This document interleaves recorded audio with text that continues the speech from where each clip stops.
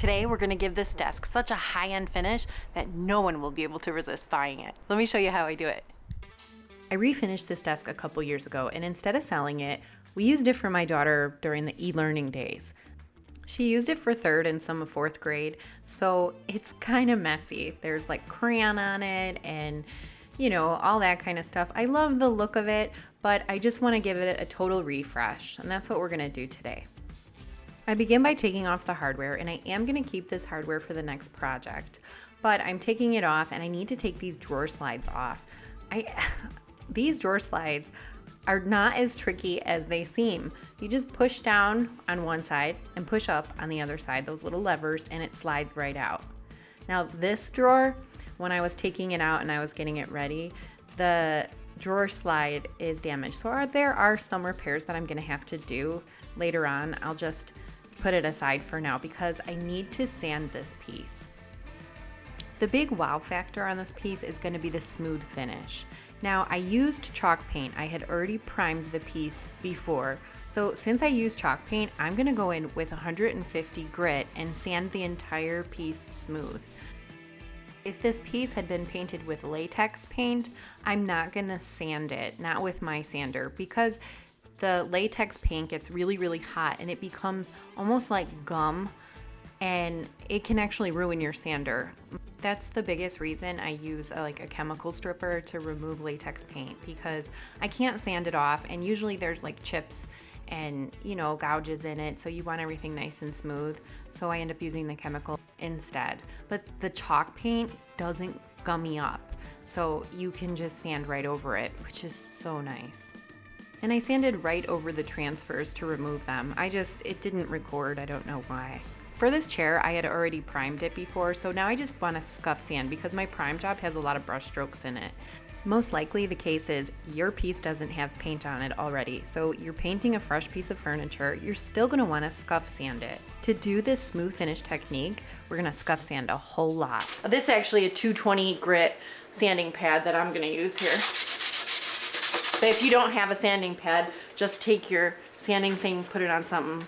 Or you could use your hand. Just don't go too hard or it'll burn your hand. Okay. The question I get asked all the time in the comments is, do you sand in between your coats? And the honest answer is sometimes.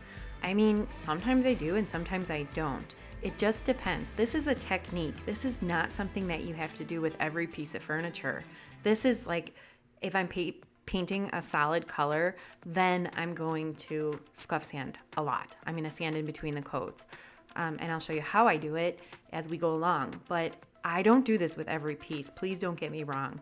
This is not something that you have to do with all your furniture. This is just a really nice technique to give you a nice, smooth, fancy finish. I need to repair the drawer slide, and I found that the old screw was stripped. This little black screw, it was stripped straight out, so it's not going to go back in. When I have a screw that's stripped, what I do is I grab one that's a little bit fatter and a little bit longer to go right in the same spot. If you try to put the same screw and it's been stripped out, it's not going to work. It's just going to come right back out.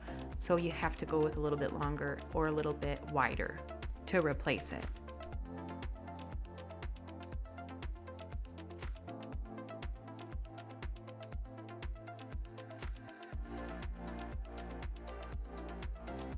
And I try to use vinegar and water to clean up the marker, pencil, and crayon on the sides of the drawers, but it wasn't working, so I grabbed my magic eraser.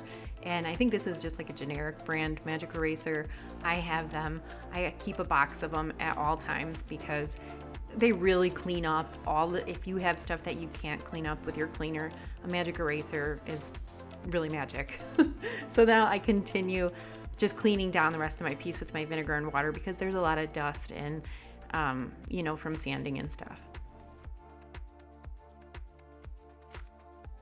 And because our focus is a smooth finish, I'm using my Dixie Belle mud in white just to cover any holes or scratches. Now you could use Bondo, wood filler, plastic wood, whatever you have, whatever works for you.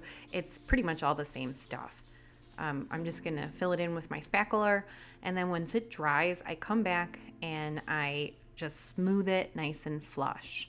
Everything, we're going to do lots of sanding. We just want to smooth everything nice and smooth. Now I have to prime the piece. Yes, I already primed it, but since I sanded it, now some of the porous wood, like right there, is exposed. So I have porous spots and non-porous spots. And if we want that smooth finish and we don't want any discoloration, I need to use my Zinssers bin. This has shellac in it, which is gonna like put this nice hard seal over it. So you're not gonna be able to see any of that discoloration or that the finishes are totally different. It won't be so obvious when my chalk paint goes over it. If I had just put my paint over it, you'd be able to see. It would be, one would look a little lighter, one would look a little darker, and one would be porous and one would be non-porous. You would be able to, there would be a texture difference. And because we want this really smooth finish, I highly recommend using a high density foam roller. I do get a few uses with my high density foam roller. I just have to make sure with each project that I'm putting it in a fresh Ziploc bag or any kind of bag with a nice seal. And then I can use it again a few more times. It's just not worth trying to rinse it out with mineral spirits or ammonia or alcohol or whatever you're gonna use. I would rather just toss it after a few uses. So after my first coat of bin, I'm using a 220 grit sanding pad, and I'm just gonna scuff sand the whole piece down. I'm not trying to remove anything. I'm not trying to remove my primer. I'm just trying to make sure that that gritty, the gritty texture is removed and that it's nice and smooth.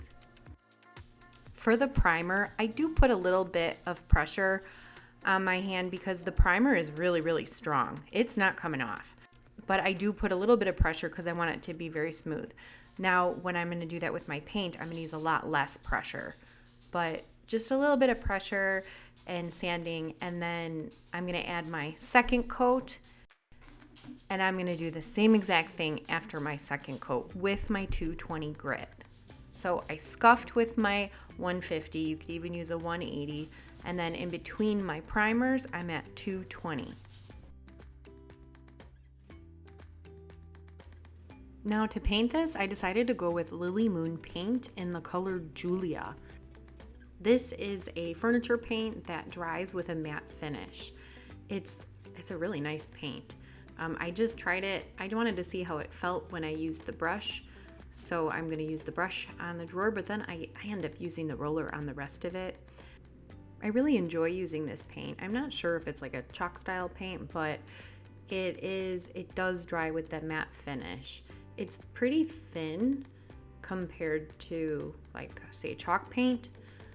And I don't know if it self-levels or not, but I think it does because it looks like it does. The finish on its own is really nice. So if you weren't gonna sand in between coats, I think with this, you don't even have to.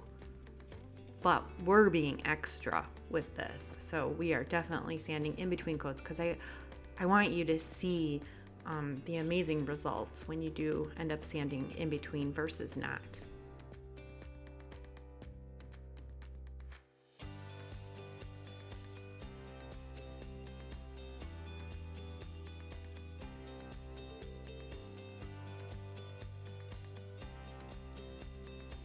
And the coverage is pretty good. I do have to do 3 coats in total on this, but I think that's because I used the white primer.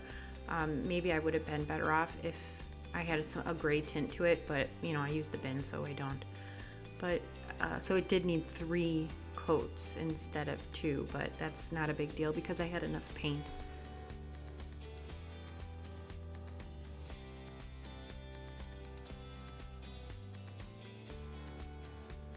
After this first coat, I'm actually going in with my 220, but I don't recommend going in with a 220. After your first coat of paint, I recommend going higher, like a 320 or 400 or 600. 600 is my favorite, but as you can see on the edges, I'm taking some off with that 220. So it's probably my own fault that I had to do 3 coats on there.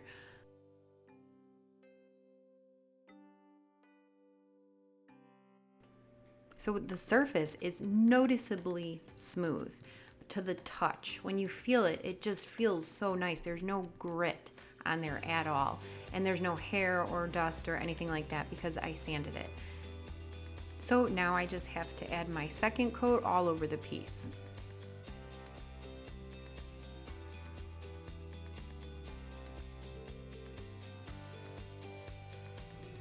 Now after my second coat, I'm going in with the 600 grit. And I fold it in half because I want to be careful of the edges so that I don't end up distressing the piece. I'm not trying to distress it. I'm using a pretty light hand, not a lot of pressure, and I'm just going in little circles, just trying to make sure everything's smooth. And when you see that sanding, like the little sanding dust on there, don't worry about that. You're not ruining your piece. Once you apply your sealer on, that's going to go away. So you don't have to do much sanding to get this super smooth finish. Just a little bit, just like I'm doing here. And I'm telling you, it's just gonna make a world of difference on the finish. If you're not sure when you should be done sanding or if it's sanded, just touch it. You'll just know by touching how smooth it is compared to the section that you didn't sand. So once it gets that smooth, then you're done. And we're just still going over it really lightly. I'm not like heavy sanding anything. I'm just, look at how gently I went on that trim. I'm not really hitting it hard, but that little gentle sand makes a huge difference. And I sanded the very same way with the 600 grit after my third coat. And now I'm sealing the piece using a satin clear coat. I use my sprayer for this, and I'm gonna add 3 coats in total on the entire piece.